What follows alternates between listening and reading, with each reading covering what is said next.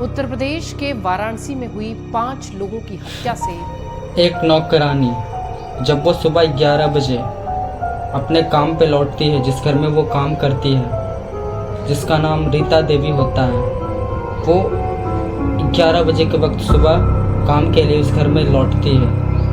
तब कोई दरवाज़ा खोलता नहीं है। बहुत देर तक वो वेट कर रही होती है कि अब कोई दरवाज़ा खोले ताकि मैं अंदर जा सकूं, बट कोई दरवाज़ा अंदर से खोलता नहीं है। कल जब घटना हुई उसके बाद आप पहली ऐसी शख्स हैं जिन्होंने सारे शवों को देखा, क्या हुआ? काफ़ी देर बाद रीता देवी धक्के मार के फोर्सफुली कह सकते हैं इसको कि वो दरवाजे से इंटर करती है। जैसे ही वो इंटर करती है, सामने ऐसा मंजर उसके सामने आता है जिसे देखकर उसकी चीखें निकल गई। उसे यकीन नहीं हो रहा था उसके खुद के आंखों पे। जैसा वो सामने जैसे ही दरवाज़ा खुला, क्योंकि वो काफ़ी टाइम से दरवाजे पे खड़ी वेट कर रही कि कोई अंदर से दरवाज़ा खोले ताकि मैं अंदर जा सकूं, बट कोई खोल नहीं रहा था। जैसे ही वो फोर्सफुली दरवाज़ा को खोलती है, उस घर में इंटर करती है, तभी वो कुछ ऐसा नज़ारा देखती है जिसे देखने के बाद उसे खुद के आंखों पे यकीन नहीं हो रहा होता, बट जो होता है वो सच में रियल होता है। वो सामने से देखती है कि उसके जितने भी मालकिन हैं, मालकिन के बच्चे हैं, पूरा फैमिली सब के सब मरे पड़े हैं। जब हम 11:30 सवा 11 बजे यहाँ पे आए तो हम ऊपर से चिल्ला रही थी कि खाने वाली को कि रेनू आई है कि नहीं, तो हम कहे कि और वो भी इस हालत में जिसे देखने के बाद कोई वहाँ पे तो खड़े खड़े मतलब चिल्ला रहे। फिर देखे उनके ज़मीन में फ्लोर पर खून, तो हम देखते ऊपर चिल्लाते हुए भागे कि बाबू भैया ऊपर गए। ये वाला गेट खोले, देखे तो बाबू भैया पड़े थे। अब और हम हल्ला मचाते एकदम गश्तिया गए, हमें घबराहट हो गया। हम नीचे चिल्लाने कि चलो सब लोग चलिए, ऐसा है कि देखे भाभी को क्या हुआ। ठहर नहीं सकेगा, क्योंकि सबके शरीर में 1-2 गोलियां लगी हुई थी। सबके शरीर खून से लथपथ थे।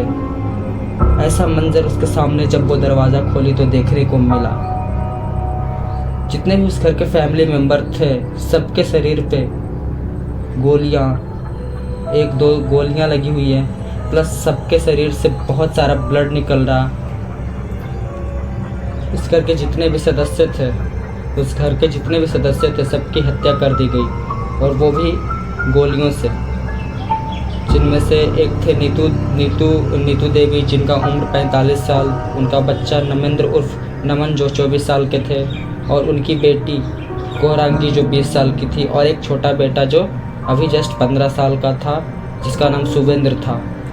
और इन सबकी हत्या करने के पीछे पिछले 27 साल पुराने एक आपसी रंजिश का था, जो शायद लोगों का मानना है, जहाँ तक कि इस हत्या के बारे में वहाँ के स्थानीय पुलिस वालों को पता चला तो उन लोगों ने बातचीत करा, जिससे कि उनको पता चलता है कि इनके घर में आपसी रंजिश बहुत बार होते रही है, चाहे वो ज़मीन विवाद हो या फिर आपसी रंजिश हो या फिर कोई भी ऐसा चीज़ हो जो कि मतलब एक घरेलू मैटर पे। और घटनाओं को ध्यान में रखकर पुलिस जांच कर रही है। मृत राजेंद्र पर अपने पिता, छोटे भाई और उसकी पत्नी के साथ एक चौकीदार की हत्या का आरोप था। घटनास्थल के आसपास हमेशा होते ही रहता है। और इस घर के मुखिया जो उस घर पे अवेलेबल नहीं थे, जिनका नाम राजेंद्र गुप्ता, जो कि अभी 55 साल के थे। हालांकि इनकी भी हत्या कर दी गई, लेकिन ये उस वक्त वहाँ पे थे नहीं। अब जैसा कि मैं कह रहा हूँ कि पिछले 27 साल पुरानी कहानी है, जो आज भी फिर से वही चीज़ को दोहराया गया।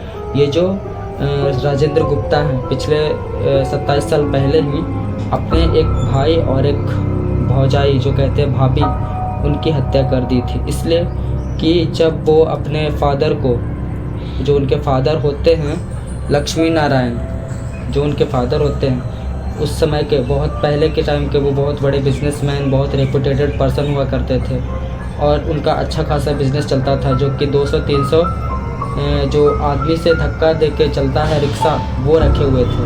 और लक्ष्मी नारायण के 3 बेटे थे, जिनमें एक राजेंद्र गुप्ता थे और एक कृष्ण गुप्ता, और एक राजेंद्र गुप्ता, और एक राजा, थोड़ा जो कहते हैं ना कि राजा थोड़ा मेंटली डिस्टर्ब था। तो अब तो बचे कृष्ण गुप्ता, और कृष्ण गुप्ता की पत्नी कृष्ण गुप्ता की भाई कृष्ण गुप्ता की पत्नी मंजू, तो पिछले 27 साल पहले की बात अगर हम करें तो दोस्तों यहाँ पे ये जो राजेंद्र गुप्ता हैं जिनकी अभी अभी हत्या कर दी गई, वही मिलकर अपने भैया और भाभी की हत्या करवा देते हैं।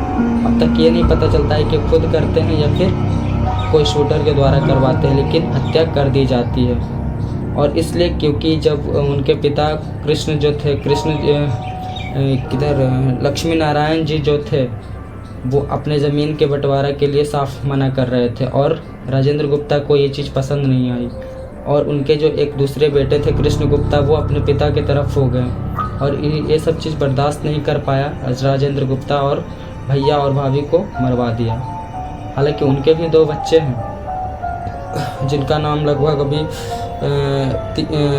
जुगनू है, बिक्की है और डॉली है, जिनकी हत्या करवा दी गई, राजेंद्र गुप्ता ने करवाई, जिनकी अब उनकी हत्या हुई। तो इन सब बातों से ये पता चलता है कि लोगों का ये मानना है कि ये जो हत्या हुआ है, इस हत्या के पीछे शायद इनके भतीजों का ही हाथ है, बिकॉज भतीजे ने मिलकर अपने मम्मी पापा के हत्या का बदला लिया है।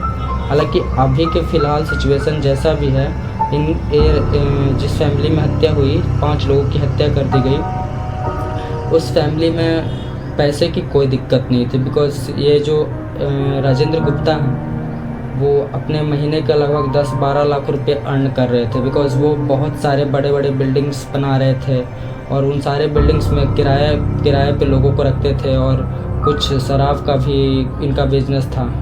इन सब चीज़ों के द्वारा इनको अच्छा खासा इनकम आ रहा था और कुछ राजनीतिक पार्टियों से भी जुड़े हुए थे, इसलिए इनको पैसे की कभी कोई दिक्कत थी ही नहीं।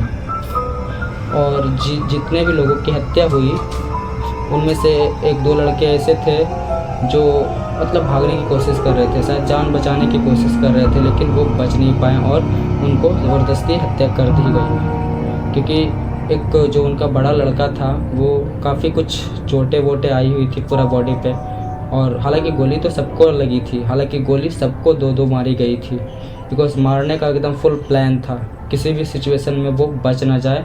मारने वाले को इतना ये बात का ध्यान था, इसलिए सबको ऐसे ऐसे जगह पे गोलियां दागी गई जहाँ पे बचना मुश्किल था, और सबको एक एक गोली नहीं बल्कि 2-2 गोली। और कहा यह भी जाता है कि सबको 32 बोर पिस्टल से मारा गया है। और सबसे बड़ी बात सोचने वाली ये है कि जिस घर में हत्या हुई उस घर में लगभग तकरीबन 40 से ज़्यादा लोग, 40 से ज़्यादा किराएदार रह रहे थे, और उन 40 से ज़्यादा किराएदार के सबका फैमिली, बट उनमें से किसी को ये तक भनक नहीं लगी कि घर में गोलियां चल रही है, बिकॉज ये लोग नीचे के फ्लोर पे रहते थे और बाकी जितने भी थे ऊपर के फ्लोर पे रह रहे थे। तो पुलिस वालों ने उनसे पूछताछ की कि आप लोगों को क्यों नहीं, कैसे नहीं पता चला कि यहाँ पे हो क्या रहा है। तो उन लोगों ने ये कह के बात टाल दी कि पटाखों की आवाज़ थी, इसलिए हम लोग नहीं पकड़ पाए, हमें लगा कोई पटाखा वगैरह ये सब छोड़ रहा है, उनकी आवाज़ें आ रही हैं, बिकॉज अभी रिसेंटली दिवाली थी, 2 दिन पहले ही दिवाली ख़त्म हुई है, तो उन लोगों को यही लगा। यकीन नहीं होता यार कि यूपी में आजकल ऐसे ऐसे घटनाएं भी हो रही हैं, और ये इतना हाई प्रोफाइल केस बन चुका है कि सिर्फ शक किया जा रहा है। ये नहीं कह सकते कि मतलब उनके भतीजे ने ही उनकी हत्या करी है, जैसे कि पिछले 27 साल पहले राजेंद्र गुप्ता ने अपने भैया और भाभी को मार दिया था, और उन्हीं का बच्चा अब शायद उनसे बदला ले रहा। और वो जो बच्चा था वो इधर रहता नहीं था, बेंगलुरु में पढ़ाई वगैरह के लिए रहता था। इस दौरान दिवाली में वो आया था और ऐसी घटनाएं हुई, जिस वजह से लोगों को लग रहा है कि शायद ये आपसी रंजिश है और ये भतीजे ने करवाया है और किया है। क्योंकि पहले तो ये बात लोगों को लग रही थी कि जो राजेंद्र है थोड़ा सनकी टाइप का है, थोड़ा गुस्सैल टाइप का है, तो शायद उसी ने अपने घर वालों को मारकर वो कहीं भाग गया है। बट जब लोगों को ये बात पता चली कि नहीं, राजेंद्र गुप्ता तो खुद मरा पड़ा हुआ है, जो कि यहाँ से तकरीबन 15 किलोमीटर दूर जो उसका अपना घर है, वहाँ से 15 किलोमीटर दूर कोई एक अंडर कंस्ट्रक्शन में उनकी मृत्यु कर दी गई है। लाइक उनको भी एक भेजे में गोली मारी गई है और एक सीने में, और वो भी उनका जब लाश देखा लोगों ने तो बिना कपड़ों का, क्योंकि अब तक सिर्फ यही लग रहा था कि राजेंद्र गुप्ता ने ही अपनी फैमिली की हत्या की है, क्योंकि वो थोड़ा गुस्सैल टाइप का था, थोड़ा एग्रेसिव टाइप का था, इसलिए शायद वो ही मार के भाग गया हो। और लोगों का ये भी मानना है कि कुछ तांत्रिक वगैरह के चक्कर में भी राजेंद्र ऐसा काम किया है, क्योंकि उनको कोई तांत्रिक ये बोला था कि अगर आपकी बीवी नीतू अगर नहीं रही आपकी ज़िंदगी में तो आप और तरक्की करोगे, आपके पास और पैसे आएंगे। कुछ लोगों का ये भी मानना है, लेकिन अब क्या सही है क्या गलत है ये तो वहाँ के स्थानीय पुलिस अभी भी जांच पड़ताल करने के पीछे पड़ी हुई है, क्योंकि इतना बड़ा हाई प्रोफाइल केस हो जाता है कि वहाँ के जितने भी डिफेंस लाइन के लोग हैं, क्योंकि जैसे ही इस हत्या का खबर सुनने को मिला उस इलाके में, वहाँ के जितने भी बड़े अधिकारी पुलिस ऑफिसर जितने भी हैं, सीएम नहीं डीएम वगैरह, ये सारे लोग आ गए हैं। और एंटी स्क्वाड्स जो भी कैसे बड़े बड़े हाई प्रोफाइल वाले मतलब लोग आए ताकि इस केस के तह तक हम पहुंच सकें। लेकिन अब तक क्लियर एंड कट नहीं हो पाया है कि किसकी हाथ है इस हत्या के पीछे। जो एक घर में तकरीबन 5-5 लोगों की हत्या कर दी जाती है, वो भी सबकी हत्या गोलियों से की जाती है। और यहाँ तक कि उस घर में 40 किरदार रहते भर में किसी को मालूम नहीं पड़ता है। अभी इन सब चीज़ों के पीछे पूरा यूपी का पुलिस उलझा हुआ है। हालांकि कोशिश यही रहेगी उनकी कि जितना जल्दी हो सके पुलिस उनके नज़दीक पहुँचे और ये जो किए हैं उनको एक अच्छी से कड़ी सज़ा मिले।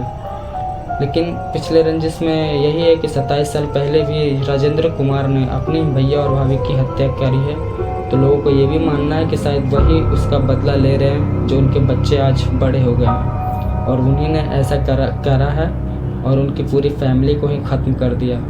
बिकॉज़ ये बहुत बड़े बिजनेसमैन थे उस अपने इलाके का, महीने का 10-10 लाख रुपया कमा रहे थे।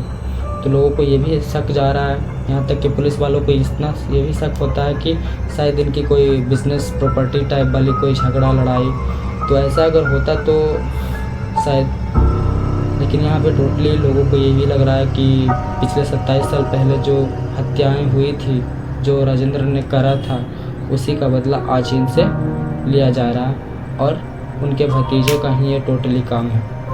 अभी कंफर्म नहीं कह सकते इसको जब तक कि पूरी बात सामने ना आ जाए, सच्चाई सामने ना आ जाए, लेकिन लोगों का सिर्फ अनुमान है।